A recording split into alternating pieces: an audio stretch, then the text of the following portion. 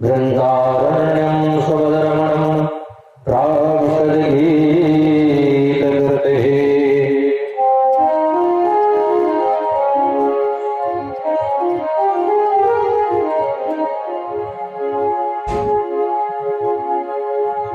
सभी लोग खड़े हो जाएं और भाव से प्रेम से भागवत भगवान के आशीर्वाद। हरि ओम चंद्रमा मनसो जातसचो सूर्यो अजायत श्रोत्रादायुष प्राण समभाग निरजायत।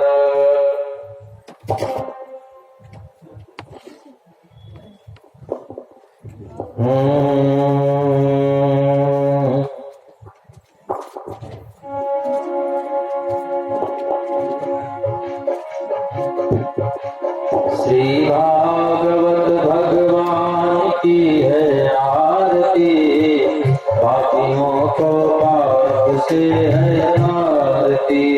भागवत भगवान की है आरती, पापियों को पाप से है आरती।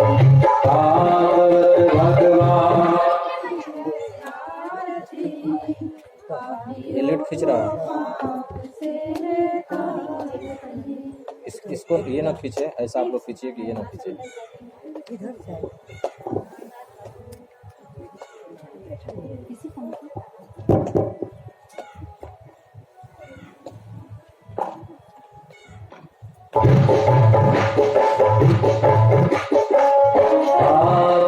भगवान की है आरती, पापियों को पाप से है आरती।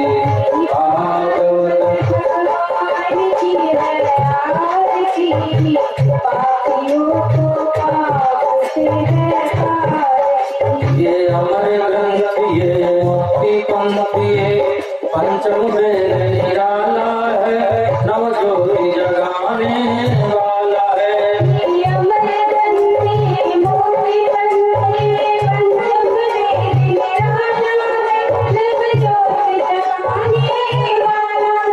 नव ज्योति जगाने वाला है, हरिनाम ही हरिनाम ही जग के मंगल की आरती, पापियों को पाप से है तारती।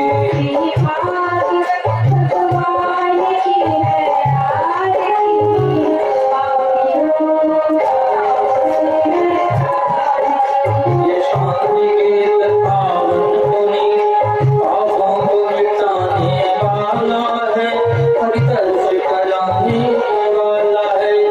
शांति गीत पावन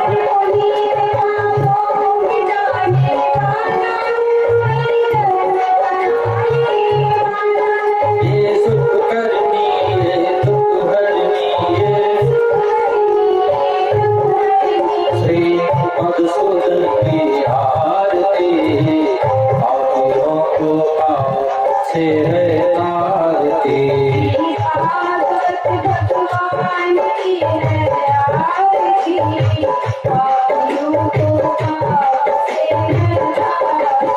ये मधुर बोल जग मंगल को सदमार्ग बताने वाला है, बिगड़ी को बनाने वाला है।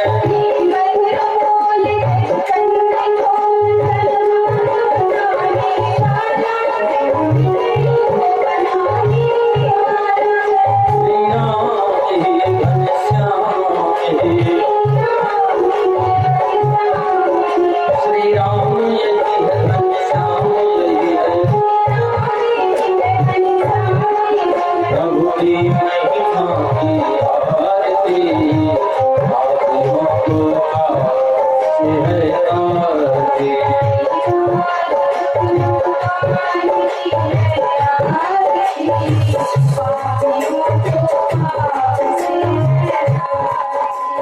कर्पूर गौरम करुणावतारम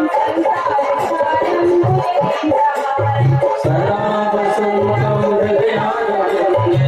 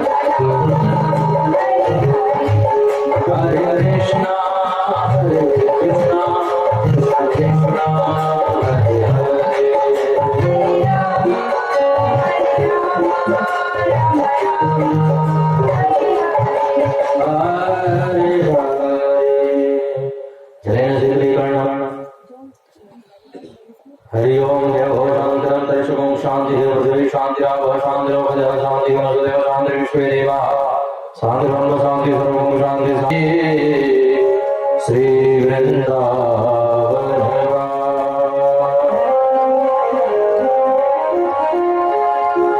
सब द्वार को छोड़ के मैं आया तेरे द्वार श्री वृषभान की लाडली निकुंजी और निहार राधे तुम राधे तुम्हें कौन तपस्या की तीन लोक धारण करना सो तेरे राधे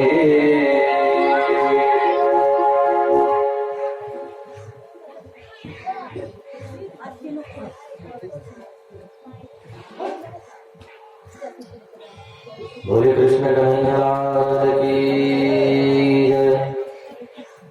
श्रीमद् भागवत महापुराण की जय। शुकदेव भगवान की जय। जय जय श्री राधे जय जय श्री राधे जय जय श्री राधे श्याम।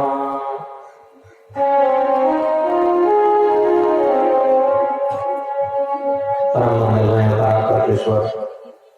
अकारण करुणा करुणालय भक्तमान सकल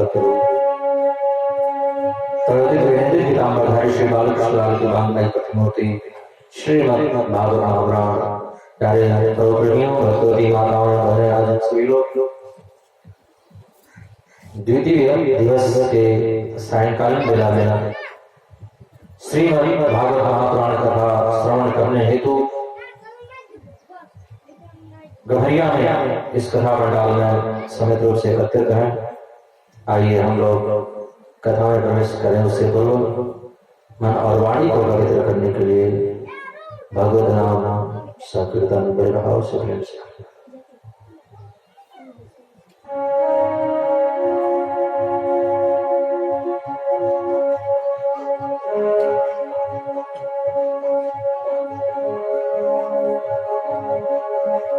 श्री कृष्ण गोविंद हरे मुरारी हे नाथ नारायण वासुदेव श्री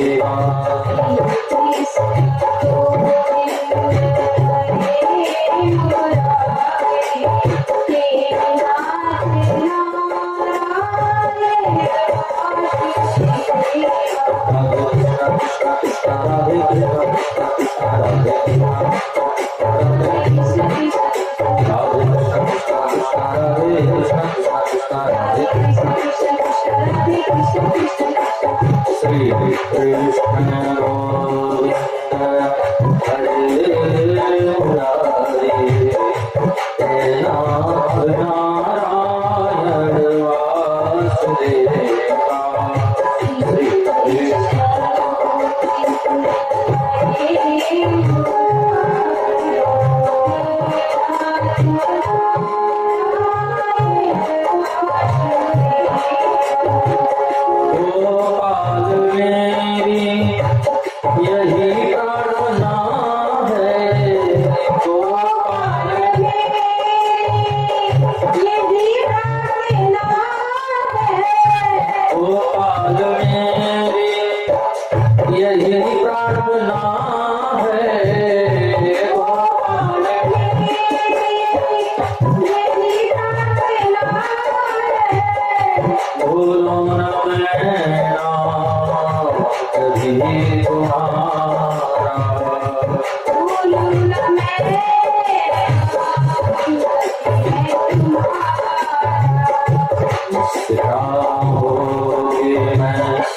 दिन रात नारायण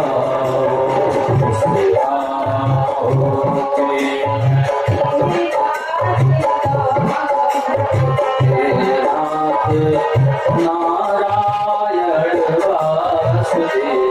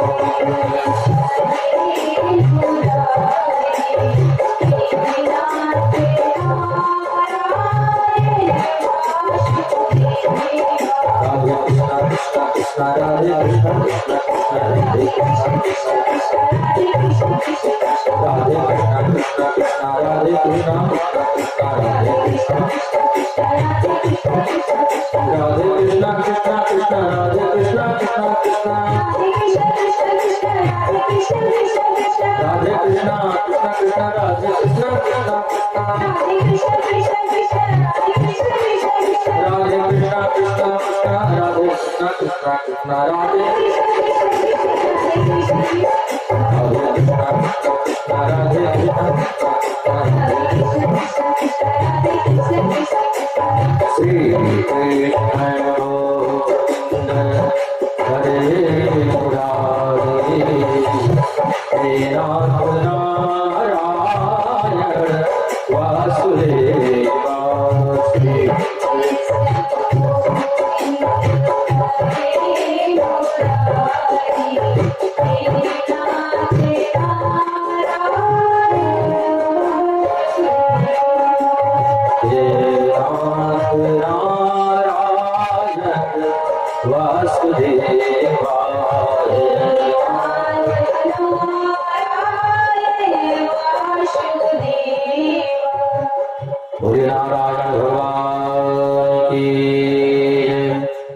कृष्ण कन्हैया लाल की जय।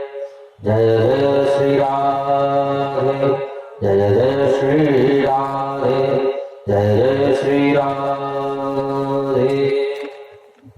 जन्मादिस्य यतोन्मयादितरतश्चार्थे सुविज्ञसुराट् तेने ब्रह्म हृदय आदिकवये मुह्यन्ति यतसूर्यः। तेजो वारिमृदां यथा विनिमयो यत्र त्रिसर्गो विषादाना स्वेन सदा हृस्ततुकं सत्यं परमं धीमहि।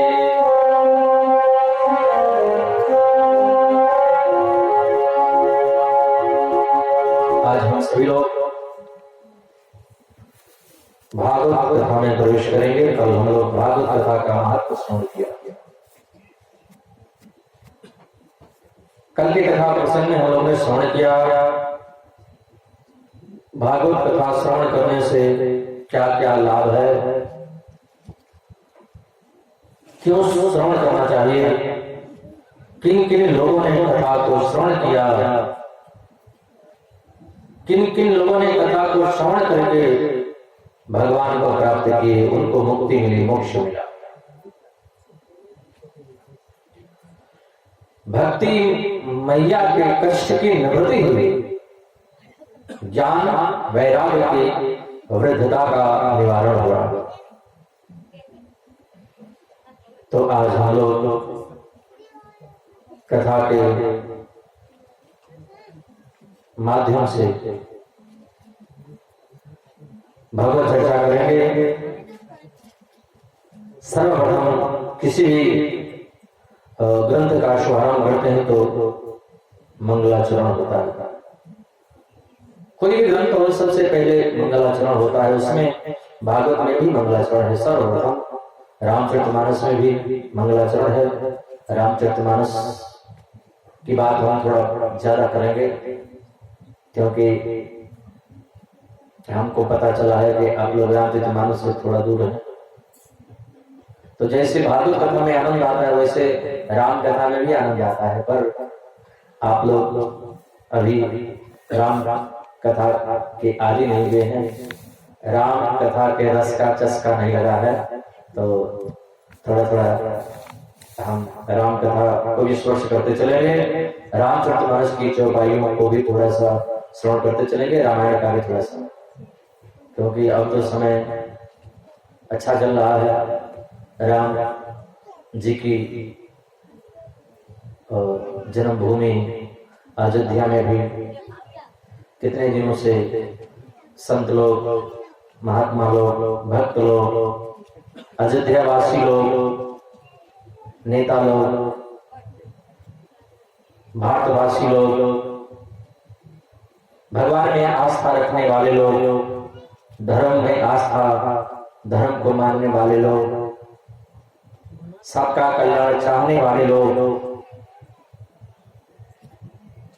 कथा सुनने वाले लोग और कथा कहने वाले लोग, सब लोग चाहते थे कि अयोध्या में राम मंदिर बने। और वो समय बिल्कुल चल रहा है कि मंदिर का निर्माण प्रारंभ है, जिसको हम लोग स्वप्न में देखा करते थे, सोचा करते थे। तो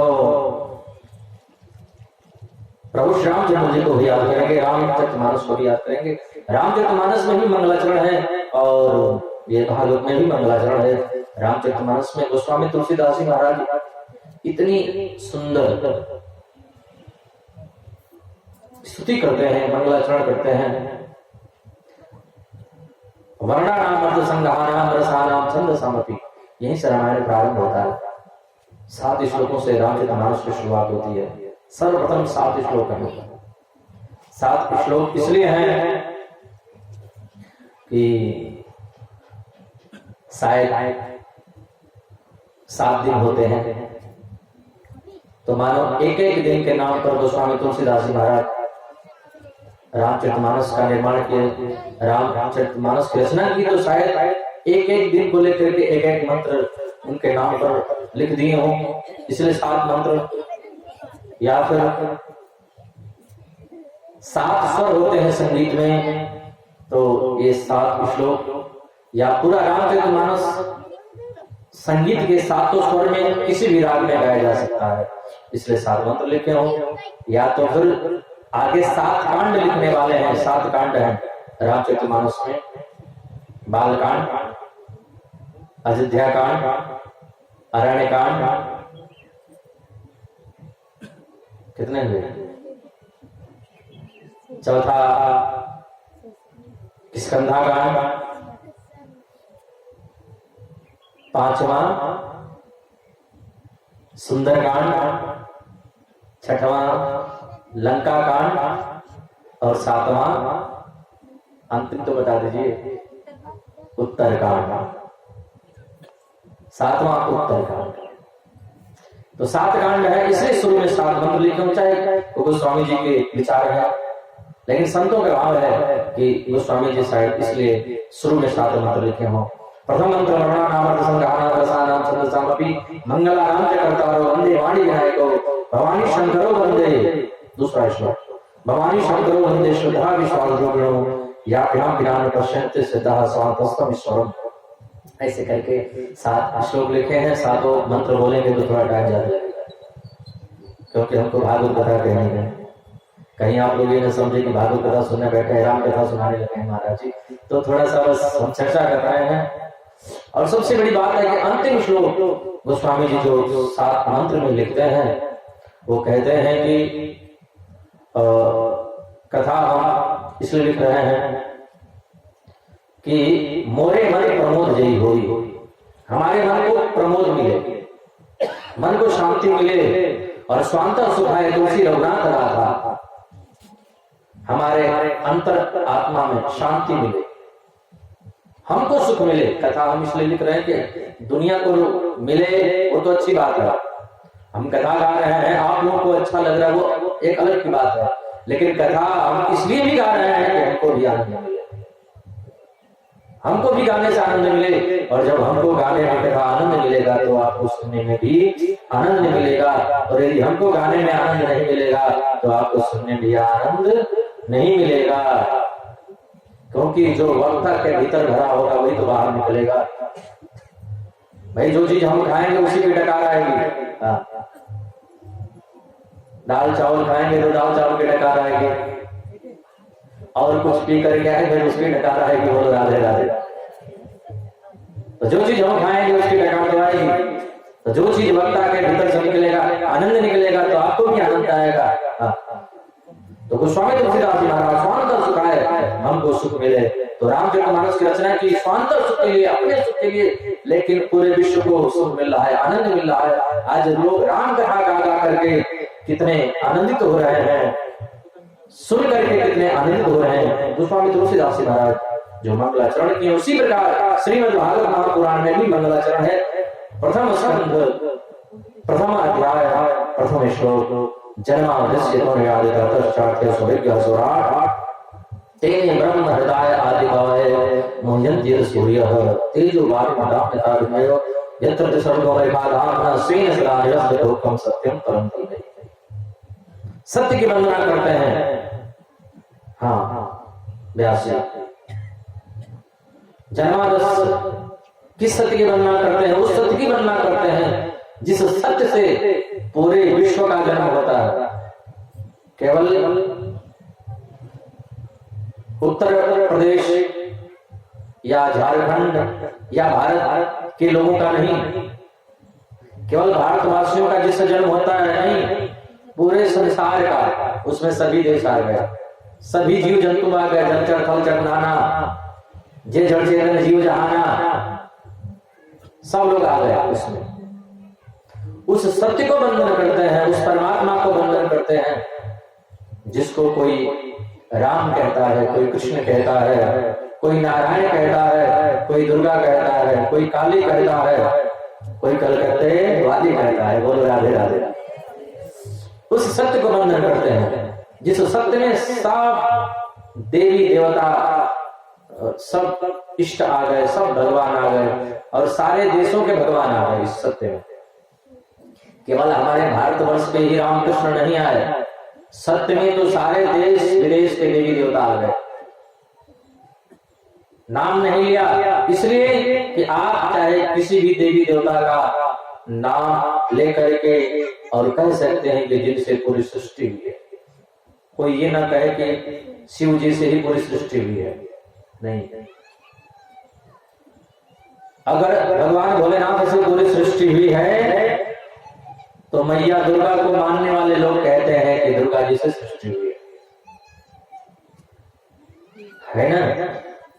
बहुत लोग ये मानते हैं कि दुर्गा जी से पूरी सृष्टि है, क्योंकि वो दुर्गा जी के भक्त हैं तो दुर्गा जी से मानते हैं। कुछ लोग भगवान भोलेनाथ के भक्त हैं तो उनसे मानते हैं कि उनसे पूरी सृष्टि हुई है। कुछ लोग राम जी के भक्त हैं उनसे मानते हैं, कुछ लोग कृष्ण से मानते हैं, कुछ लोग नारायण से मानते हैं। पर व्यास जी कहते हैं हम सत्य को बंधन करते हैं, इसमें कोई झगड़ा ही नहीं, कोई झंझट नहीं है। अब चाहे राम से मानो, चाहे कृष्ण से मानो, चाहे जिस देवी देवता को मानते हो, जिस भगवान को मानते हो उसको मानो, उस सत्य से पूरे विश्व का जन्म होता है, पूरे विश्व का पालन होता है और पूरे विश्व का लय हो जाता है। उसकी माया का कोई पार नहीं पाता है। ब्रह्मा, विश्वामित्र, पराशर, बड़े बड़े देवी देवता और संत ऋषि समझ नहीं पाए भगवान की माया को, जिनकी माया के वजह से, माया के कारण ये जागृति सुसुप्ति स्वप्न रूपा सृष्टि सत्यवत प्रतीत होती है। सत्य नहीं है पर सत्य जैसी लगती है। उस सत्य को हम बंधन करते हैं, प्रणाम करते हैं।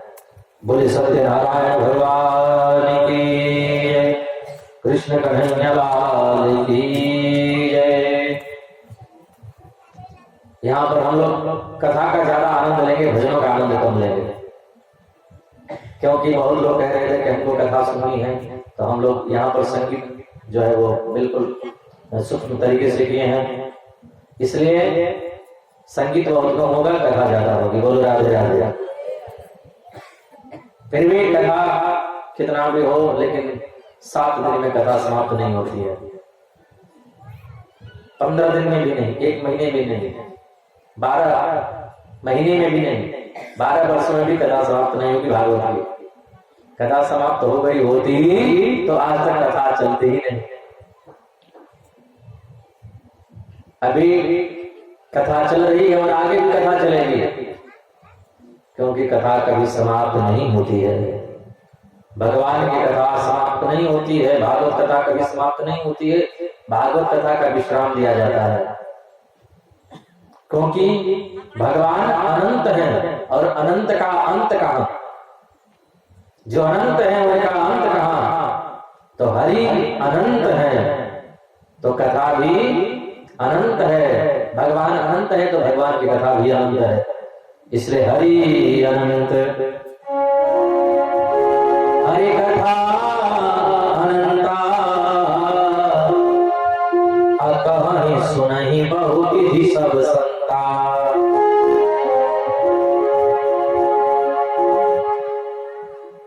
तो भागवत कथा हम लोग ज्यादा श्रवण करेंगे, कथा को, और संगीत को, भजन को थोड़ा कम।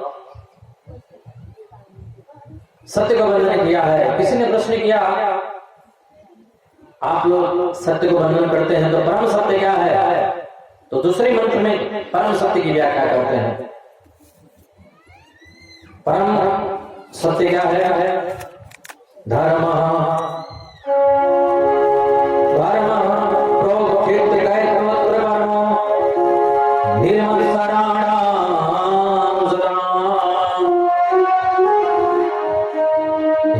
वास्तवमस्तु शिवदम पापत्रयो।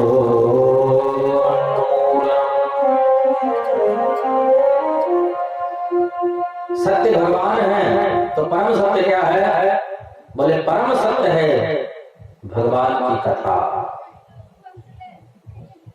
भगवान सत्य है और भागवत कथा परम सत्य है।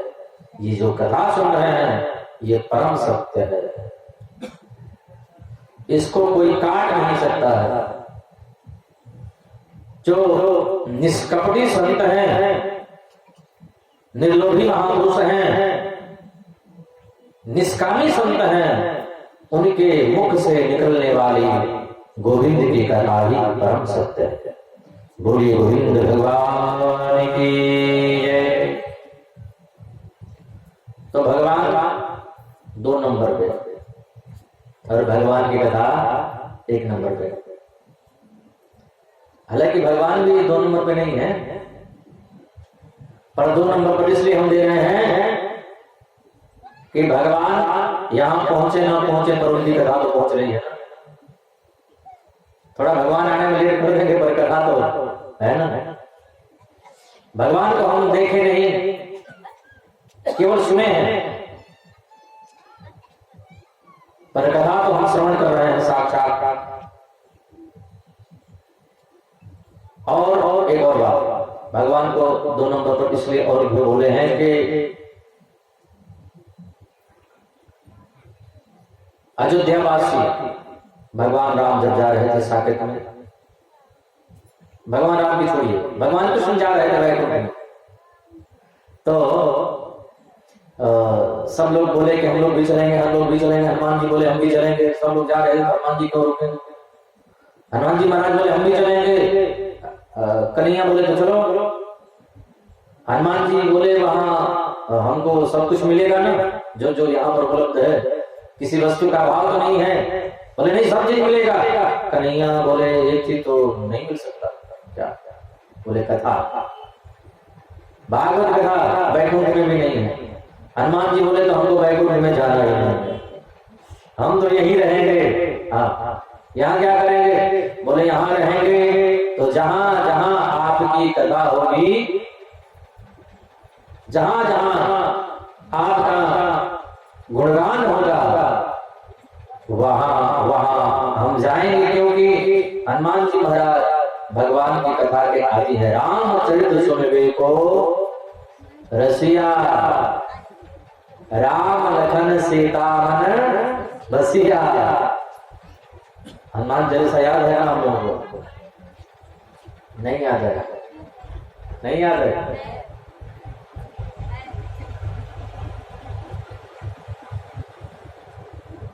श्री योचन सरोज जीवन सुधार रघुवर विमल जस जोदाय फल चार। बुद्धिहीन जन जान को सुमिरो कौन कुमार। और बल बुद्धि विद्या देह हरहु कलेश विकार। तो इसी में जय हनुमान ज्ञान सागर आगे बढ़ते जाएंगे तो ये चौपाई मिलेगा कि रामचरित सुनबे को रसिया, राम लखन सीता मन बसिया। हनुमान जी महाराज जहां पर राम कथा होती है, कृष्ण कथा होती है, भागवत कथा होती है, वहां पर सबसे पहले आते हैं। वरना तो यहाँ कोई नहीं आता था। 2 दिन पहले यहाँ कोई नहीं आता था। आप लोग कहेंगे कि हम लोग इसलिए आए महाराज जी, का आप आए हैं तो आए, हमारे आने से थोड़ी आप लोग आए। हम तो 2 दिन पहले भी आए थे, आप लोग क्यों नहीं आ रहे थे? कोई याद आया? हम तो 2 दिन पहले भी यहाँ आए थे और भी आते हैं। कहाँ आप लोग आते हैं? आप लोग हमारे लिए थोड़ी आते हैं। बोले कथा हो रही है इसलिए आए हैं, सही बात है ना? लेकिन ये तो सत्य है ही, लेकिन इससे सत्य ये है कि कथा होती तो भी आप लोग नहीं आते। आप लोग आए क्यों हैं? इसलिए आए हैं कि यहाँ पर हनुमान जी आए हैं और वही आप लोगों को बुला बुला के ला रहे हैं। बोले बोले सो हनुमान जी महाराज की। यत्र रघुनाथ करता, जहां जहां भागवत कथा होती है, भगवान की कथा होती है, वहां वहां हनुमान जी महाराज सबसे पहले पहुंच जाते हैं और देखते हैं कि कौन आया है कौन नहीं आया है, फिर उसके घर पहुंच जाते हैं और उसके मन में जा करके ऐसा बैठते हैं कि फिर उसको घर पर अच्छा लगता नहीं, आना नहीं चाहता वो। बोले हम नहीं जाएंगे क्योंकि हमको बुलाए नहीं, हमको बताए नहीं। पर हनुमान जी महाराज भीतर जाकर के बैठ जाते हैं।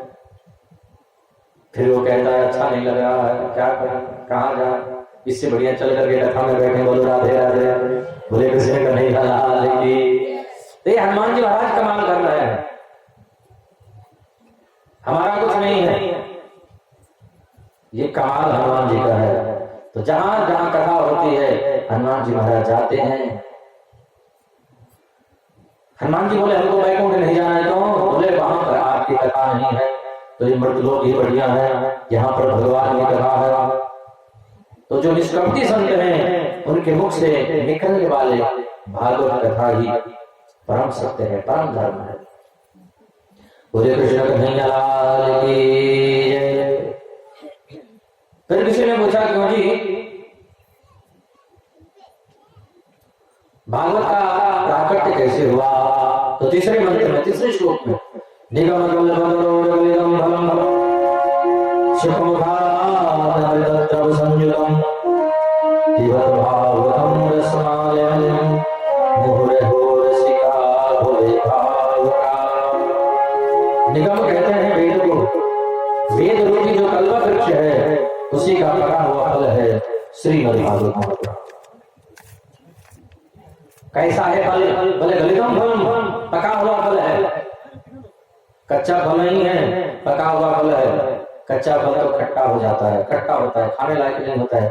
पका फल जो पक जाता है वही मीठा लगता है। कच्चा फल किसी को दे दिया जाए तो कोई खाने को तैयार नहीं होगा। तो ये भागवत रूपी फल है, भागवत को फल बताया है, ये फल है और इस फल को हम लोग खाने के लिए हम बैठे हुए हैं। गलितम फलम, क्या गारंटी है कि फल मीठा है? बोले एक गारंटी है, एक प्रमाण है, तोते का चोंच जिस फल में लग जाता है वो फल खट्टा नहीं हो सकता। बोलो राधे राधे। जिस फल में तोते का चोंच लग जाता है वो फल खट्टा नहीं हो सकता। या तो ये समझें कि तोते का चोंच उसी फल में लगता है जो फल मीठा होता है, या फिर तोते का चोंच लग जाने से खट्टा फल भी मीठा हो जाता होगा, पर जिस फल में तोते का चोंच लग गया वो फल खट्टा नहीं हो सकता। बोलो राधे राधे। जरूरत पड़े तो आप लोग प्रैक्टिकल करके देख लेना। शुकमुखा ये भागवत रूपी फल है और इस भागवत रूपी फल में भगवान शुकदेव का चोंच लग गया, मुख लग गया। शुक मुखाद अमृत द्रव संयुतम, इसमें क्या भरा है? बोले अमृत तत्व भरा हुआ है। क्या भरा है? अमृत। कैसा अमृत? बोले भक्ति रूपी अमृत, कथा रूपी अमृत, इसलिए कहा जाता है कथा अमृत। कथा अमृत, मोक्ष रूपी अमृत, मुक्ति रूपी अमृत। और ये तो मिलता है, धन दौलत भी मिलता है। भागवत कथा करवाने से घर में सुख शांति होती है। मन के कष्ट, तन के कष्ट, रोग हो, बीमारी हो, किसी प्रकार का दुख तकलीफ हो घर में, और उस निमित्त भी यदि हम सच्चे मन से कथा करते हैं, कथा करवाते हैं तो उसका भी निवारण होता है। बहुत लाभ है भागवत कथा से। क्या नहीं मिलता है? जिन जिन लोगों ने जो जो चीज चाहा वो सब भागवत कथा से मिलता है। और उनकी छोड़िए, इसके गवाह हम खुद हैं। हमने जो सोचा भी नहीं था वो हमको कथा से मिलता है। तो हम खुद इसकी गारंटी आपको देते हैं। आप लोग भी यदि सच्चे भाव से सच्चे दिल से कथा कहेंगे, गाएंगे, सुनेंगे, श्रवण करेंगे, आपको भी मिलेगा। सच्चे भाव से गाएंगे। मिला तो है, ये सबको मिला है, लेकिन और बढ़ा करके मिलेगा। बोलो राधे राधे। और गुना तिगुना हो जाएगा। हम पहले जितना थे उससे कई गुना ज्यादा आगे हैं इस कथा के प्रभाव से। तो आप लोग भी जितना है उसको डबल टेबल चौगुना करना चाहते हैं तो आइए भागवत की शरण में, गोविंद की शरण में आइए। कुछ न बिगड़ेगा तुम्हारा गुरु शरण आने के बाद। तो ऐसी है भागवत कथा। शुभ मुखा भगवान सुखदेव का इसमें मुख लगा है। इसमें अमृत तत्व भरा हुआ है। इसलिए पिबत भागवतम रसमालयम मुहुरहो रसिका। भूभाव का पियो इसको। बोले रस पिया ही जाता है। एक बार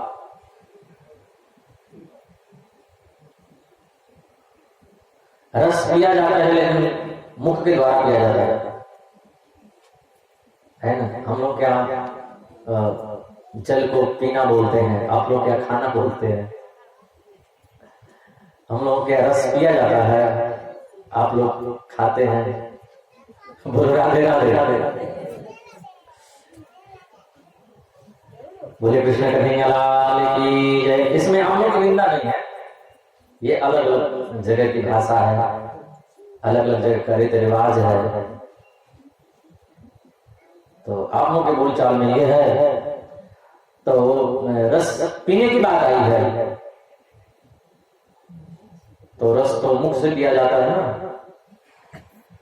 रस मुख से पिया जाता है, लेकिन ये जो रस है इसको मुख से नहीं पीना है, इसको कान से पीना है। ये कथा रूपी रस, कथा रूपी रस को हमको कान से पीना है। पिबत भागवतम रसमालयम मुहुरहो रसिका। भूमि भाव का बोले कृष्ण कन्हैया लाल की। कब तक पिए भागवत कथा? कितने सुने? बोले जब तक जिंदगी है, जब तक श्वास चल रही है तब तक कथा सुनते जाओ, सुनते जाओ। और जो कथा सुन करके कह दिया क्या कथा सुनना, वही है कथा। रोज रोज क्या सुने? वो कथा के तत्व को जाना नहीं है, कथा के महत्व को समझा नहीं है। रामचरित सुनत अगाने रस विशेष जा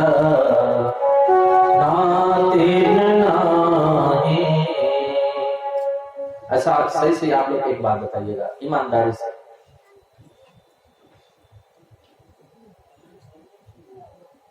रामचरितमानस की चौपाई अभी बोले हैं तो इसका अर्थ भी बता दें कि इतना बोल देने से आप लोग समझ जाते हैं कि हम क्या बोल रहे हैं।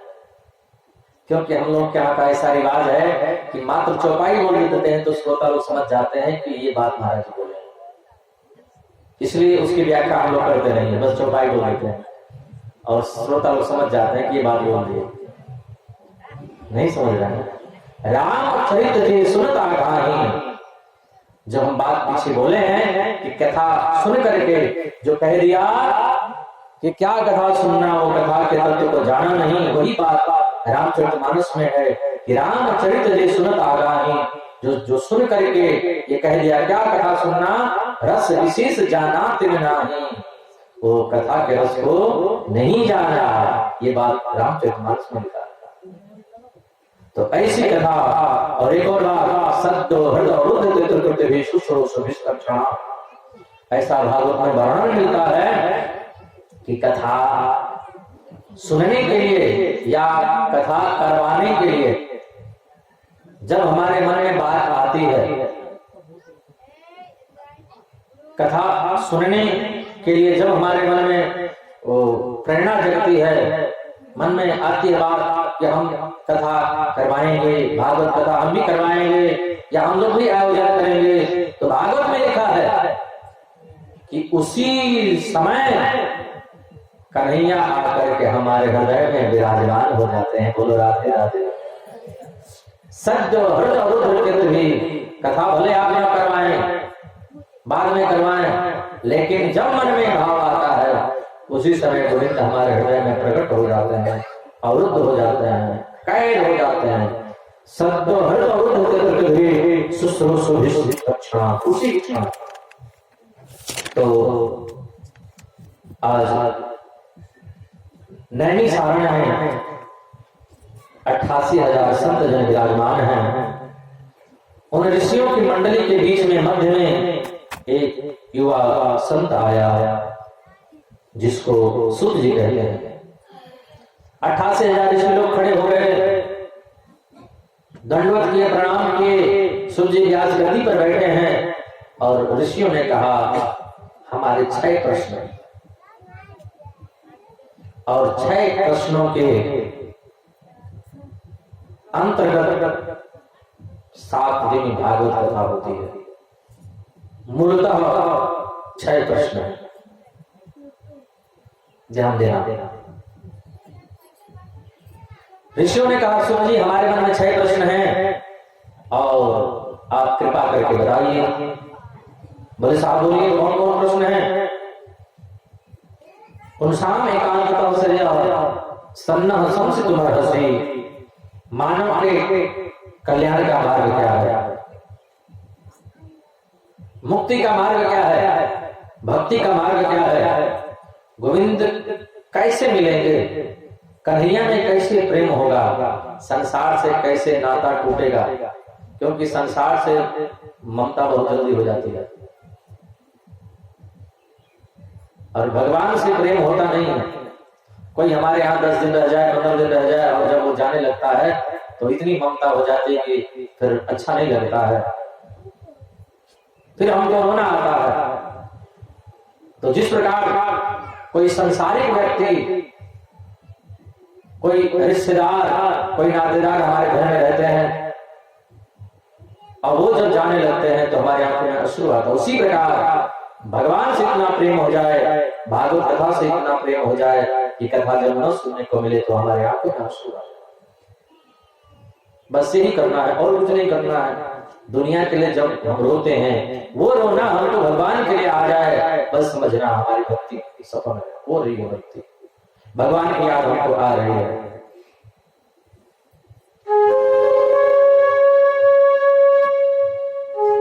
मिले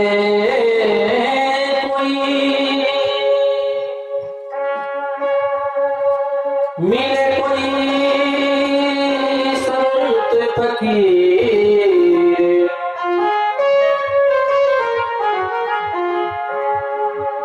जो पहुंचा दे भवदरिया के तीर, जो पहुंचा दे भवदरिया के तीर।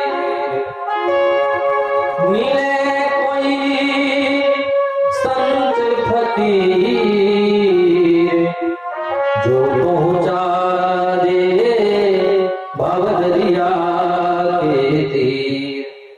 ऐसा कोई संत मिल जाए, ऐसा कोई फकीर मिल जाए, ऐसा कोई गुरु मिल जाए, साधक मिल जाए, जो पहुंचा दे भवदरिया के तीर, मतलब जो हमको रोना सिखा दे, जो कन्हैया की याद में रोना सिखा दे, जो बांके के हरे लाल की याद में रोना सिखा दे। दुनिया के लिए क्या रोना, दुनिया के लिए रोने से कुछ नहीं मिलेगा, लेकिन भगवान के लिए हम रोएंगे तो हमको भगवान मिल जाएंगे, कन्हैया मिल जाएंगे। बस करना इतना है कि जो हम संसार के लिए रोते थे वो रोना हटा करके और भगवान के लिए रोना आ जाए। अयोध्या में जब कोई व्यक्ति जाता है साधु बनने के लिए, जब कोई महात्मा बनने के लिए कोई जाता है अयोध्या में, अवध में, तो उसको दीक्षा दी जाती है और कहा जाता है कि अब जीवन में कभी मत रोना, जीवन में अब कभी मत रोना, कुछ भी हो जाए, कोई घटना घट जाए, जीवन में कभी रोना नहीं। और जब रोने का मन करे तो हमारे राम जी के सामने बैठ करके एक बार रोने, गाने का मन करे तो राम जी के सामने बैठ करके गा लेना, नाचने का मन करे तो कन्हैया के सामने, बांके बिहारी के सामने थोड़ा नाच लेना। और तो और छोड़ो, झगड़ा करने का मन करे तो कन्हैया के पास बैठ करके झगड़ा कर लेना, बोलो राधे राधे। ज्यादा झगड़ा करने की आदत हो तो गोविंद के सामने बैठ करके झगड़ा कर लेना कन्हैया से। गाली देने का मन हो तो कन्हैया को गाली दे लेना, भगवान तो वो भी सुनते हैं। नरसिंह मेहता क्या क्या भगवान को गालियां सुना, मिथिलानिया भक्तों को जब क्रोध आता है तो भगवान को गाली भी सुनाते हैं। नारद जी कितनी गाली राम कथा में आप लोग स्मरण करेंगे। असुर सुरा शंकर ही आप राम चार स्वार्थ साधक कुटिल तुम सदा कपट व्यवहार, तुम स्वार्थी हो, तुम कुटिल हो, तुम छलिया हो, तुम ये हो, तुम वो हो, तुम स्वतंत्र हो, तुम्हारे सिर पर कोई है नहीं है, तुमको कोई बोलने डांटने वाला है। नारद जी इतनी गालियां दिए भगवान को, भगवान विष्णु को, और भगवान विष्णु सब गालियां सुन रहे हैं। भगवान बड़े ध्यान से गालियां सुनते, बड़े प्यार से सुन रहे थे और मुस्कुरा रहे थे। भगवान को कभी गाली देता थे भगवान गुस्सा नहीं होते, नारद मुस्कुराते हैं। भगवान मुस्कुरा रहे थे, नारद जी जो गालियां दे रहे थे, नारद जी तो गुस्से में गालियां दे रहे थे, वो कोई प्रेम में थोड़ी दे रहे थे। वो तो भगवान विष्णु विश्व मोहिनी को लेकर के और जब वहां से चले तब नारद जी गुस्से में लाल हो गए, रास्ते में मिल गए भगवान विष्णु विश्व मोहिनी के साथ में, और जो नारद जी ने गालियां जितना सब कुछ कर दिया, सब बाहर कर दिया।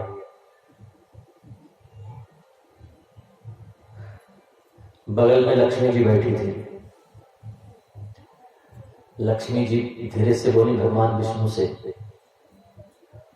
कि प्रभु, दुनिया भर में लोग आपको प्रणाम करते हैं, आपकी स्तुति करते हैं, आपकी कथा गाते हैं, आपकी आरती गाते हैं, ये गाली पहली बार दे रहा है, ये कौन भक्त है?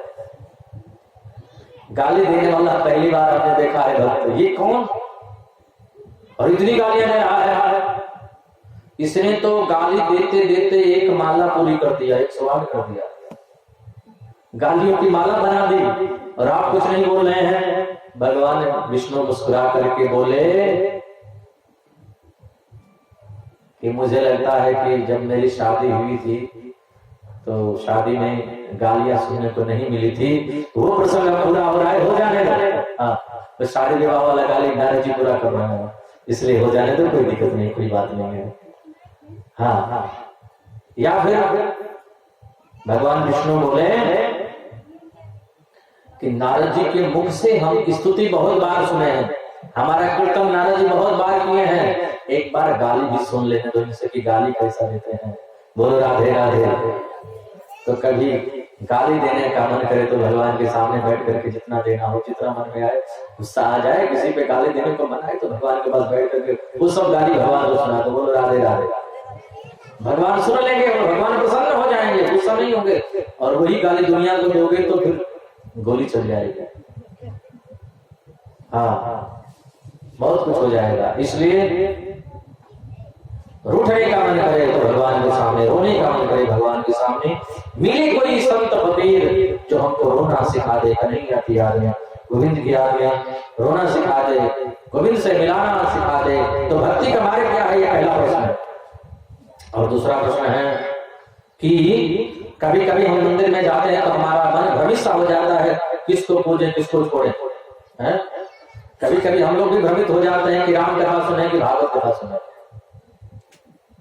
ये दूसरा प्रश्न है। राम जी को पूजेंगे, कृष्ण जी को पूजें, कि दुर्गा जी को पूजें, कि शिव जी को पूजें, कि शिव चर्चा में चलें, कहां जाएं, कि जय गुरु में जाएं? बोलो राधे राधे राधे। ये हम लोगों के मन का भ्रम है ना। क्या करें, कौन भगवान बने हम उनको माने कि हमारा सब काम हो जाए। आजकल लोग ये इस चक्कर में ज्यादा पड़े हैं कि किस भगवान की पूजा करेंगे तो हमारा कल्याण होगा। ये दूसरा प्रश्न है, इसका जवाब आगे हम देंगे, अभी प्रश्न कर रहे हैं। तीसरा प्रश्न है, अजन्मा का जन्म कैसे? भगवान का नाम वेद में अजन्मा है, तो अजन्मा का जन्म कैसे? और चौथा प्रश्न, आप कहेंगे भगवान जन्म नहीं लेते हैं, अवतार लेते हैं, तो भगवान के अवतार कितने? चौथा प्रश्न है। और पांचवा प्रश्न है कि गुरुजी साल साल बताना, 2 घंटे में पूरी कथा करनी है। बोलो राधे राधे राधे। हाँ, गागर में सागर भरना। और छठवां प्रश्न, अंतिम प्रश्न है कि भगवान श्री कृष्ण जब धराधाम छोड़ करके गए तो धर्म कम शरणम रतः, धर्म कम शरणम।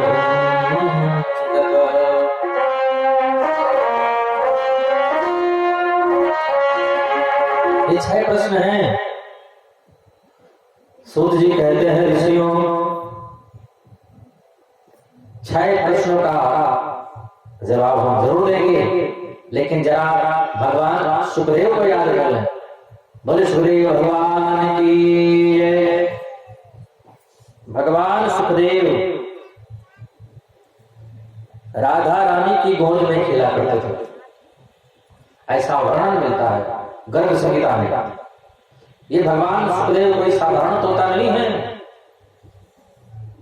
राधा रानी की गोदी में खेला करते थे। राधा जी को जब कोई सूचना, कोई समाचार गोविंद के पास में भेजना होता ना, तो भगवान सुखदेव ही लेकर के जाते। एक दिन राधा जी ने निवेदन किया सुखदेव जी से कि आप मृतलोक में जाइए, आप पृथ्वी पर जाइए, भारत में जाइए, और जन जन में जाकर के भागवत कथा कहिए, भागवत कथा का प्रचार प्रसार करिए। भगवान सुखदेव ने मना कर दिया, हम नहीं जाएंगे। क्यों? बोले पृथ्वी पर माया पकड़ लेती है, जन्म लेते ही लोग माया में पड़ जाते हैं, ये मेरा मकान, ये मेरा दुकान। अच्छा, जन्म नहीं हुआ था तो हम जानते भी नहीं थे कि मेरा घर कौन है, पड़ोसी का घर कौन है।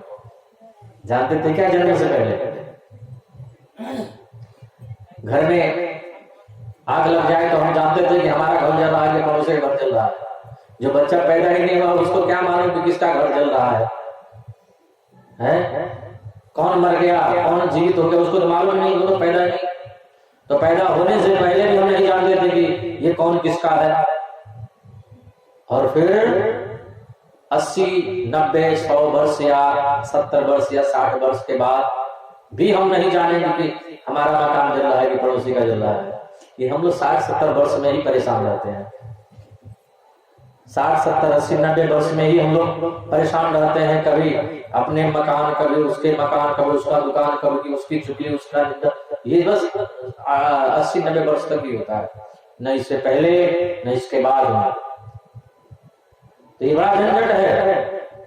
पृथ्वी पर आते ही भगवान की माया पकड़ लेती है। हमको नहीं जाना है। भगवान सुखदेव बोले राधा जी से, हम नहीं जाएंगे पृथ्वी पर।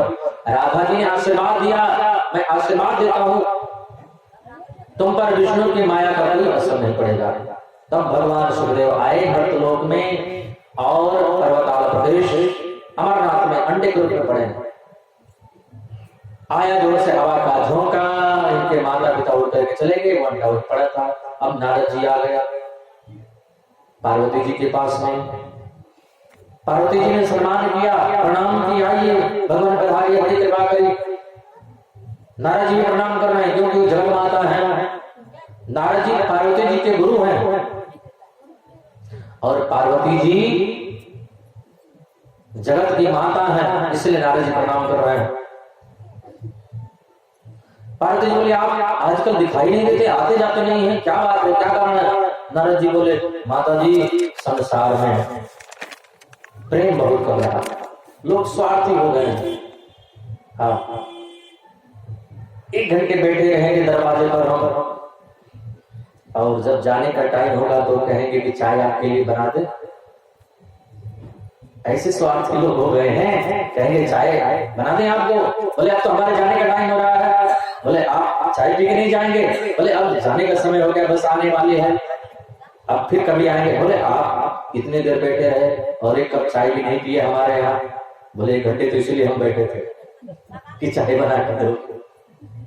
अब जाने का टाइम हो तो कह रहे हैं बोले आप फिर कभी आना तो आपको बिना चाय पिलाए हम नहीं जाने देंगे। हाँ, आप इतने देर बैठे रहे, बताइए हमारे घर आप आकर के हमारा कप भी जूठा नहीं किए, कुछ खाए नहीं, कुछ पिए नहीं। बोले 1 घंटे तो बैठे थे, हम कहाँ मना कर रहे थे। पर इतने लोग स्वार्थी हो गए हैं।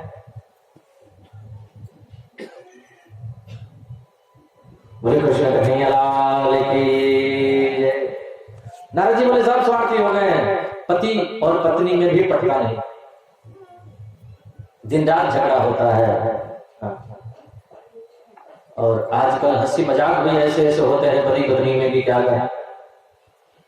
एक घर के मकान के पास में जोर जोर से हंसने की आवाज आ रही थी। पति और पत्नी दोनों जोर जोर से हंस रहे थे। रात 12 बजे सवेरा हुआ, एक सज्जन पहुंच गए। बोले आप लोग रात में 12 बजे हंस रहे थे? रोज हंसने के बाद जोर जोर से आती है, आखिर माजरा क्या है, बात क्या है? बोले हम और हमारी पत्नी एक शर्त लगाते हैं। क्या? बोले रात के 12 बजे हमारी धर्म पत्नी, हमारी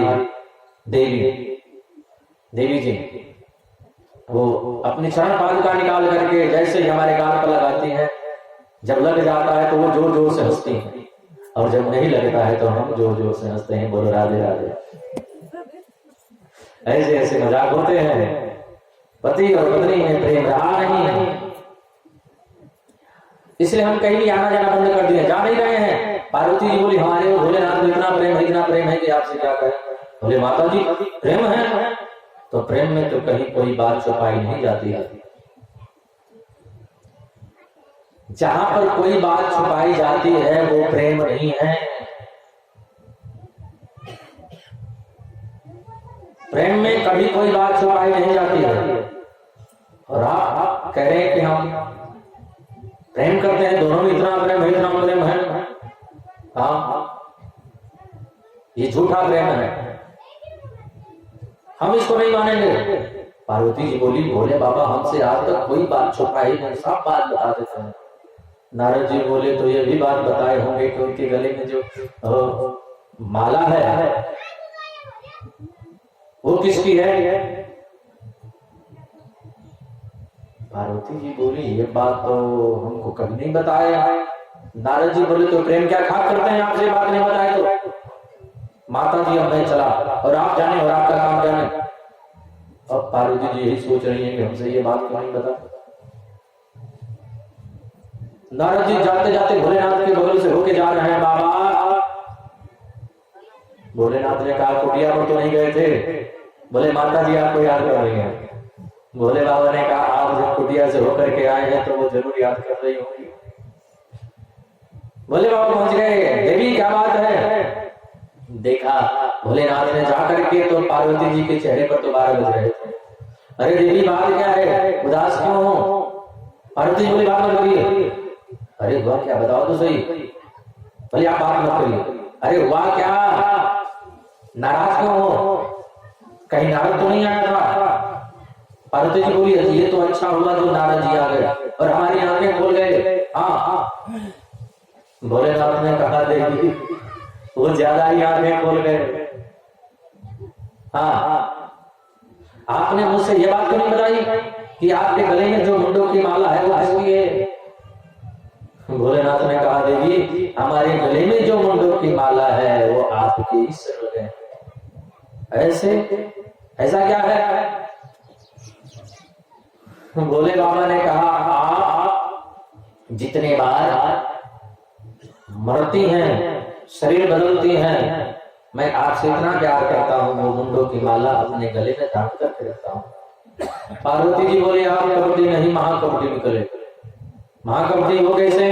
बोले मैं इतने बार मर चुकी और आप एक बार भी नहीं मरे। भोलेनाथ ने कहा देवी ये अमर कथा का परिणाम है। पार्वती जी बोली तो मैं भी सुनूंगी अमर कथा। कैसी अमर कथा? जिसे श्रवण कर मिट जाती है जन्म जन्म की व्यथा। जय जय अमर कथा, जय जय कृष्ण कथा, जय जय भागवती कथा, जय जय राम कथा। यही अमर कथा। जितने देर आप लोग बैठ के कथा सुन रहे हैं उतने देर आप लोग अमर हैं। इतने देर आप लोग मरेंगे नहीं और न मर रहे हैं। जितने देर आप लोग कथा में बैठे रहेंगे गारंटी है कि यमराज नहीं आ सकता। बोलो राधे राधे। ये अमर कथा है। कथा पंडाल में यमराज की हिम्मत नहीं किया जाए, वो बाहर ही रहता है। ऐसी है अमर कथा। नहीं तो हम लोग तो कथा से पहले मरते ही रहते हैं। कई लोग तो दिन भर में कई बार मर जाते हैं। कई लोग तो बात बात में मरते रहते हैं। बात करते रहेंगे, बोले मैं मर गया, मैं मर गया, अरे मैं मर गई। दिन भर कई लोग मरते रहते हैं। बोले राधे राधे। लेकिन कथा में कोई नहीं मरेगा, क्योंकि ये अमर कथा है। जिसे श्रवण कर मिट जाती है जन्म जन्म की व्यथा। जय जय कृष्ण कथा। ऐसी है ये कथा। पार्वती जी बोली तो हमको भी सुना दीजिए। भोलेनाथ ने कहा ठीक है, ये भी तैयार हो जाओ। भोलेनाथ कथा करने लगे, पार्वती जी सो गई। कथा में नींद ना आए तो भगवान की बड़ी कृपा है। और आप लोग कथा के इतने अच्छे रसिक हैं, प्रेमी हैं, इतने अच्छे श्रोता गम्हरिया में जो हैं, उतने अच्छे श्रोता हमको कहीं नहीं मिले। बोलो राधे राधे। आप लोग इतने ध्यान से, इतने भाव से, इतने प्रेम से कथा सुनते हैं, सोने का तो सवाल ही नहीं है। हाँ, तो आप लोगों को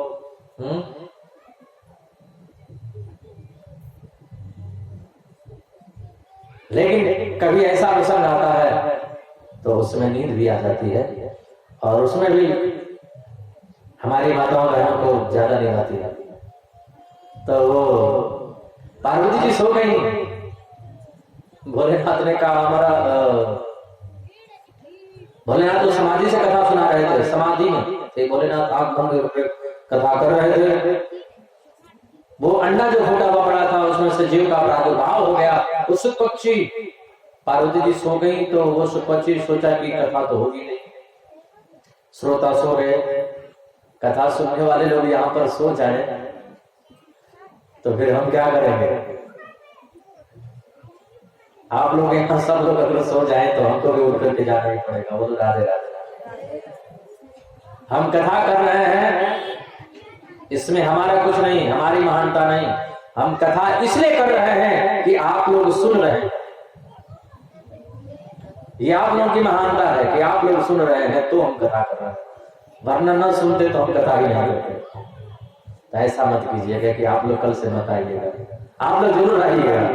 हाँ हाँ, ऐसा मत कीजिएगा कल से नहीं आइएगा, क्योंकि हम जाते हैं तो ही कथा होती है। आइएगा तो ही कथा होगा। तो सुनने वाले आप लोग हैं तो कथा हो रही है। श्रोता वक्ता ज्ञान निधि, कथा सुनने वालों का स्थान 1 नंबर पर दिया गया है। कथा सुनने वाले 1 नंबर पर, कथा कहने वाले 2 नंबर पर। नौका भक्ति है तो उसमें भी श्रवण कीर्तन, पहले सुनना। तो जो सुनते हैं वो नंबर 1 पर होते हैं, और जो बोलता है वो नंबर 2 पे। कथा कहने वाला नंबर 2 पे, कथा सुनने वाले नंबर 1 पे। इसलिए तो भी कई लोग इतना बोलते हैं, इतना बोलते हैं, इतना बोलते हैं। इतना बोलेंगे कि मन होगा कि घूम के कहीं चले जाए। हाँ, इतना बोलते हैं कि उनकी बात कोई सुनने को तैयार नहीं होता है। बोलो राधे राधे। एक आदमी इतना बोलता है, इतना बात करता है, इतना कहता है, इतना सुनने को तैयार नहीं, राजी नहीं कि वो सुने, बस बोलता ही जाए। उसको ये लगता है कि हमारी बात लोग सुने, हम किसी की ना सुने। इतना बोलता कि उसकी बात कोई नहीं सुनता, तो फिर पैसे दे करके कहता आप 10 रुपए ले लो और हमारी बात सुनो, आप 20 रुपए ले लो, लेकिन 1 मिनट थोड़ा हमारी बात सुनो। कोई पैसे तक लेने को तैयार नहीं, पैसे पर बात सुनने को तैयार। इतना बोले। एक आदमी कुआं में गिर गया, कुएं में पड़ा हुआ था, रात भर, जाड़े का महीना था, माघ पूस का महीना, रात भर ठंड में वो कपकपा रहा था, इतना कांपे। एक आदमी वो जो बोलता था उसकी बात कोई नहीं सुने, वही उस कुएं से गुजर रहा था। देखा एक आदमी ठंड में मर रहा है, कुएं से वो आवाज लगाई, भैया हमको बाहर निकालो। वो बोला निकालूंगा, लेकिन एक शर्त है, हम आपको जरूर बाहर निकालेंगे, पर एक शर्त पर बाहर निकालेंगे। बोले क्या शर्त है? बोले हमारी बात आपको सुननी पड़ेगी तो बाहर निकालेंगे, नहीं तो आप पड़े रहो कुएं में। राजी हो गया, ठीक है आप बाहर निकालिए, आपकी बात हम सुनेंगे। जैसे तैसे वो बाहर निकाला, वो आदमी बोलने लगा। इतना बोला कि जो कुएं से बाहर निकला था वो बोला इससे अच्छा तो हमको कुएं में ही था। बोलो राधे राधे। इससे अच्छा तो कुएं में ही था, बाहर क्यों निकाले। बोले कृष्ण कन्हैया की जय। तो बोलने वाले वो नंबर 2 पे हो जाते हैं, इसलिए ज्यादा नहीं बोलना चाहिए, सुनना ज्यादा चाहिए, और ज्यादा जो सुनता है वो महान होता है। बहुत लोग कहते हैं ना कि वो आदमी या कोई बहू आती है घर में तो उसकी सराहना तब होती है जब वो कम बोलती है। उसको कोई कुछ कर भी देता है तो भी नहीं बोलती है, तो पूरे घर में चर्चा का विषय बन जाता है। बहुत अच्छी है, बात सुनती रहती है, कुछ बोलती नहीं है, पूरे गांव में उसकी बड़ाई होने लगती है, पूरे शहर में वो बहू बहुत अच्छी है, कुछ नहीं बोलती है, चाहे कितना भी कुछ कह लो, बेचारी कऊ है, सुनती है, कहा है? लेकिन आजकल जमाना बदल गया है, आजकल समय कुछ ऐसा हो गया है कि पहले घर में रोटियां बनती थी ना, तो पहले जो रोटी होती थी वो गऊ को दी जाती थी, गाय को, और अंतिम जो रोटी बनती थी ना वो कुत्ते को, कुतिया को। पहले के जमाने में ऐसा नियम था, पहली रोटी गाय को। लेकिन अब समय ऐसा बदल गया है कि श्रीमान जी को जल्दी होती है ड्यूटी जाने के लिए, ऑफिस जाने के लिए, तो पहली रोटी श्रीमान जी को दे दी जाती है। तो पहली रोटी जो गाय को दी जाती थी वह पहली रोटी श्रीमान जी को, और श्रीमान जी गाय की रोटी खाते हैं सो गऊ हो जाते हैं, गाय बन जाते हैं। और अंतिम रोटी जो कुतिया को दी जानी चाहिए वो देवी जी खा लेती हैं, तो देवी जी बन जाती है कुतिया, और श्रीमान जी बन जाते हैं गाय। देवी जी भौंकती रहती है, श्रीमान जी गऊ बन जाते हैं, सुनते रहते हैं। बोलो राधे राधे। बोले कृष्ण कन्हैया लाल की जय।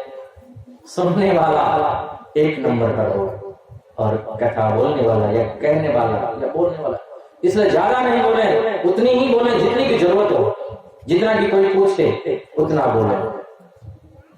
कबीरदास जी कहते हैं कि अति की भला न बोलना, अति की भला न चूक।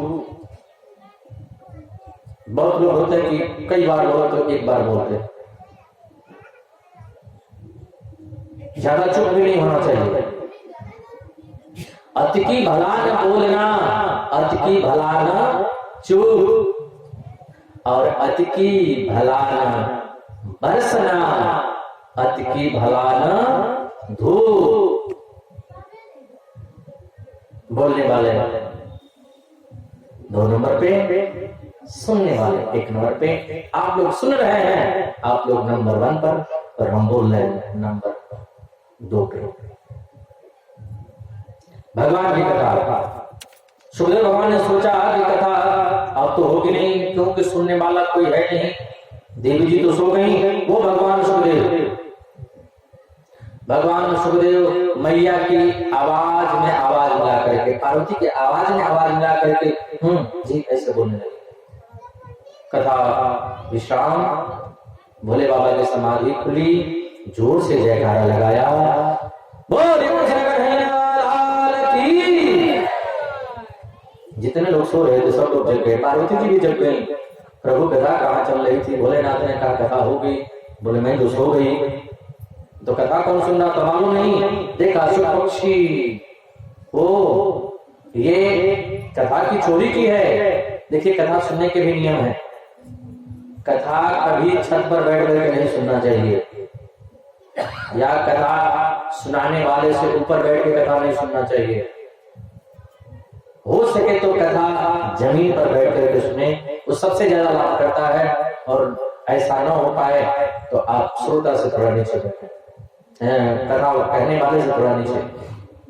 तो अगर कोई रोगी हो, कोई वृद्ध हो, तो उसके लिए कोई दोष नहीं है, वो कहीं बैठ के कथा सुना कर सकता है। देखा ये कथा की चोरी की है, मारने के लिए भगवान भोलेनाथ त्रिशूल निकाले, वो पक्ष उड़ता गया और जा करके महर्षि वेदव्यास का आश्रम, उनकी पत्नी महारानी बेटिका उनके मुख में होकर सीधे पेट में चला गया।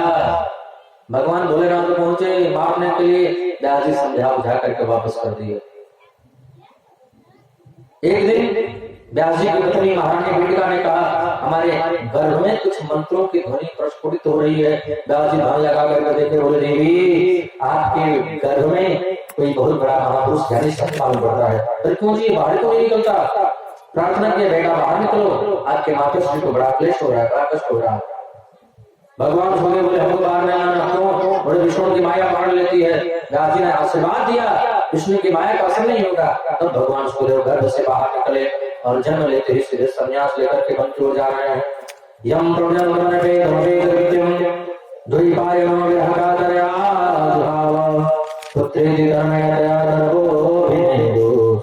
तम सर्वभूत हृदयं मुनिमानतोऽस्मि। ऐसे भगवान सुखदेव को हम लोग वंदन करते हैं, प्रणाम करते हैं, जो जन्म लेते ही संन्यास लेकर के सीधे वन को ओर चले गए। भगवान सुखदेव को वंदन करके देवी सरस्वती महर्षि वेदव्यास को वंदन करके, ऋषियों आप लोगों ने 6 प्रश्न किए थे, 6 प्रश्नों का हम जवाब देना जा रहे हैं। पहला प्रश्न किया था मनुष्य के कल्याण का मार्ग क्या है, मुक्ति का मार्ग क्या है? तो सभी पुरुषाम परो धर्म मम भक्ति रजोजे आई के प्रति हता यह ज्ञान संप्रसिद्धति। मनुष्य के कल्याण का मार्ग केवल एक है ऋषियों, सब ओर से मन को हटाओ और कन्हैया के चरणों में मन को लगाओ। दुनिया से मन को हटाना है और गोविंद के चरणों में मन को लगाना है। और भगवान की भक्ति करें तो इसलिए ना करें कि भगवान से हम कुछ मांगे। हाँ, भगवान से मांगे नहीं, भगवान को मांगे, से नहीं को। भगवान से नहीं मांगना है, अगर मांगने का मन है तो भगवान को ही मांग लो। मेरे तो गिरधर गोपाल दूसरो ना कोई, जाके सिर मोर मुकुट मेरो पति सोई। मेरे तो गिरधर गोपाल दूसरो ना कोई। तो भगवान से कभी कुछ नहीं मांगना, मांगना है तो भगवान को मांग लें। आपने दूसरा प्रश्न किया था किसको पूजें और किसको छोड़ें। तो हम जिस किसी भी भगवान को मानते हैं उनकी पूजा करें, उन्हीं से हमको सब कुछ प्राप्त हो जाएगा। ऐसा नहीं, आजकल बहुत लोग सोचते हैं कि राम जी की पूजा करते हैं तो कुछ मिलता नहीं, चलो साईं बाबा की पूजा करेंगे तो हमारा भंडारा भर जाएगा। राम जी की या कन्हैया की पूजा करने से भंडारा नहीं भरा तो साईं बाबा भी कुछ देने वाले नहीं हैं। ना आप इधर के रहेंगे ना उधर के रहेंगे। जहां जिसकी आप पूजा करते थे, कोई भगवान कमजोर नहीं है।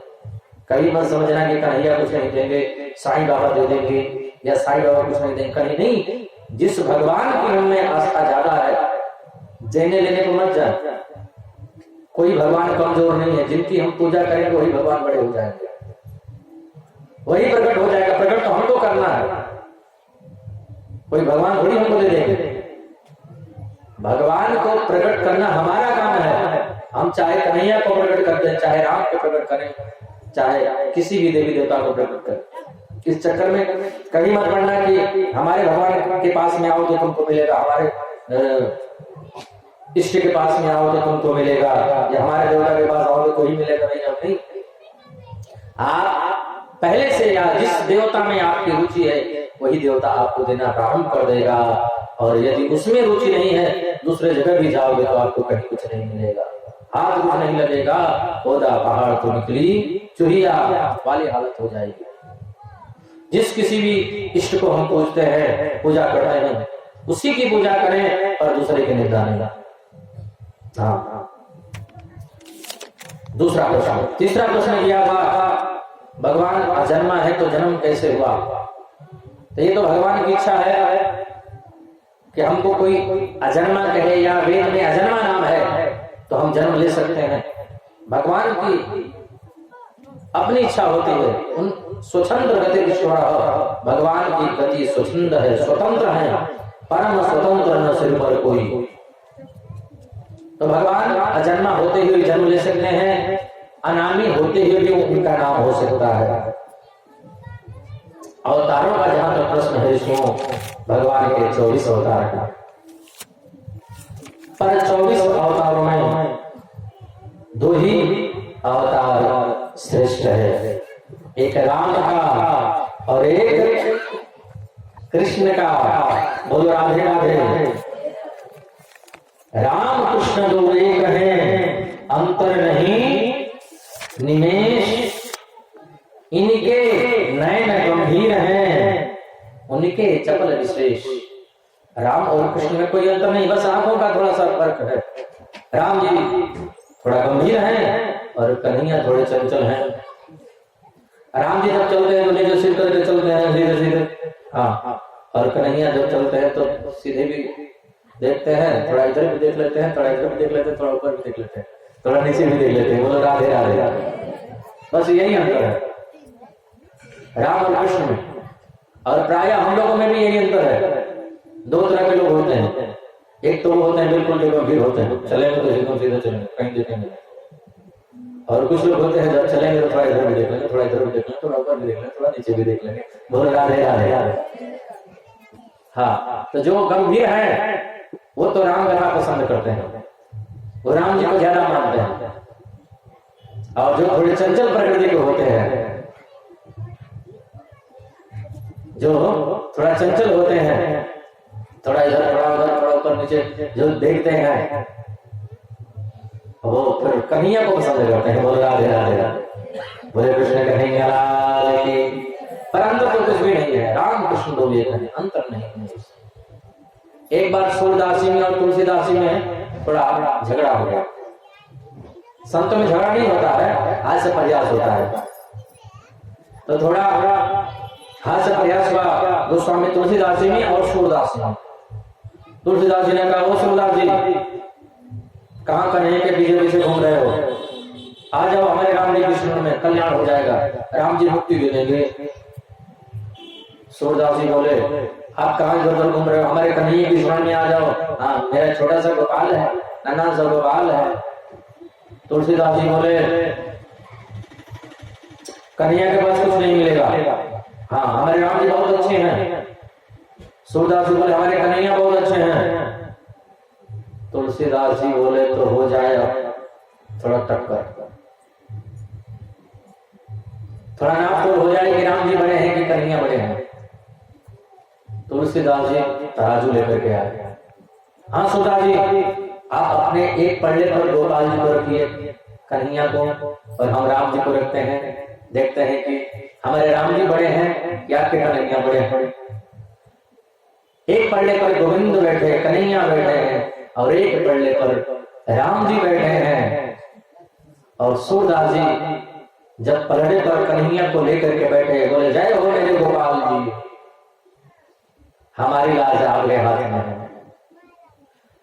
गोस्वामी तुलसीदास जी जब राम जी को पलड़े पर लेकर के बैठे, बोले जय हो सीताराम प्रभु, हमारी लाज आपके हाथ में है। हाँ, जैसे ही नाम तोड़ प्रारंभ हुआ,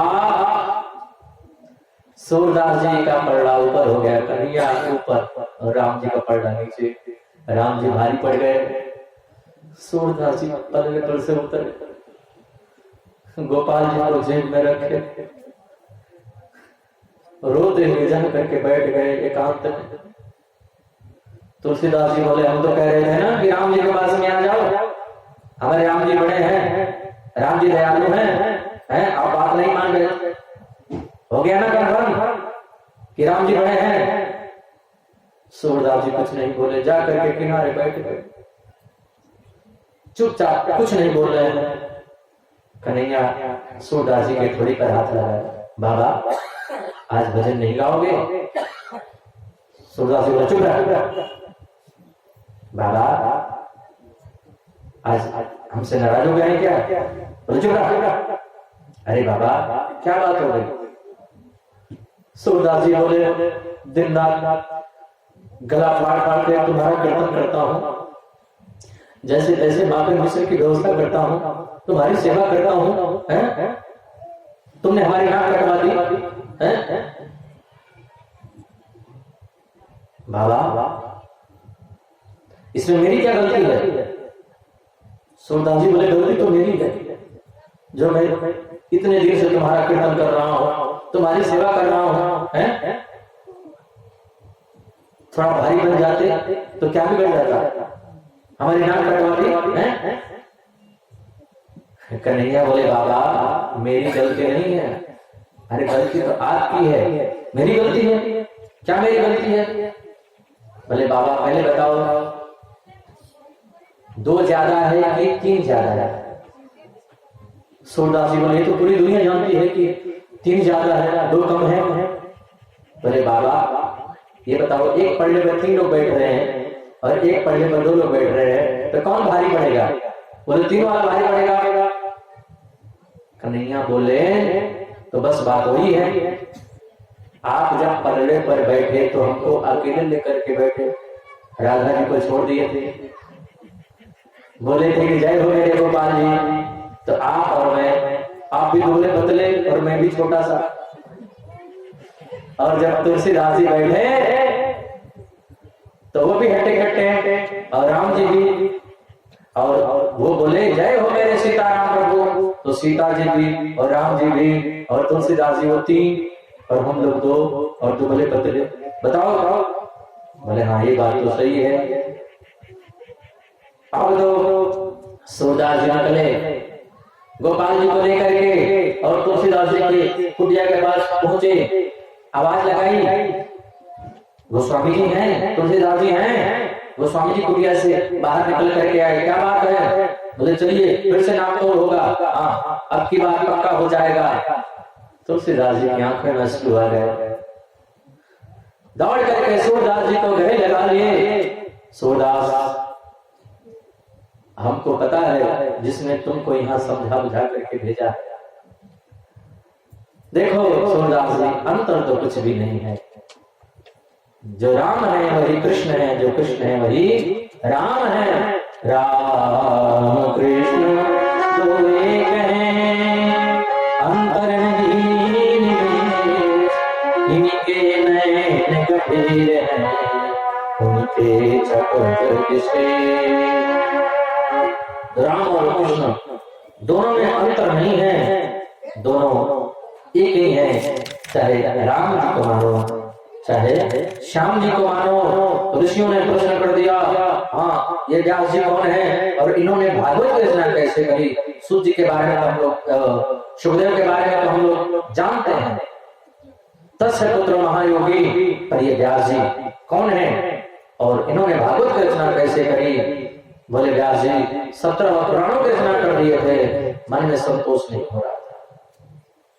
नारद जी आए, नारद जी उनको चतुर्श्लोकी भागवत दिए।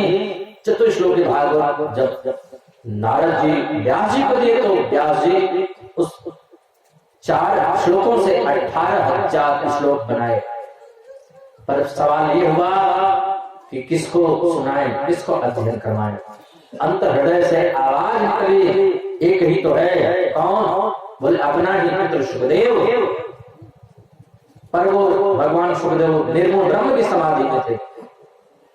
व्यास जी ने छोटे छोटे ब्रह्मचारी शिष्यों को बुलाए और उनको भागवत के मंत्र याद करवाए, भागवत के श्लोक याद करवाए और यही मंत्र बोले जा करके सुखदेव को सुनाना। बरहाबीरम नटवरवधू कर्णयो कर्णिकारं विग्रहवासहरं कविशं वैजयन्तीं चमाला रंभानवेन्द्रसुदया पूर्यनिभोगवृन्दै वृन्दारण्यं स्वधर्मं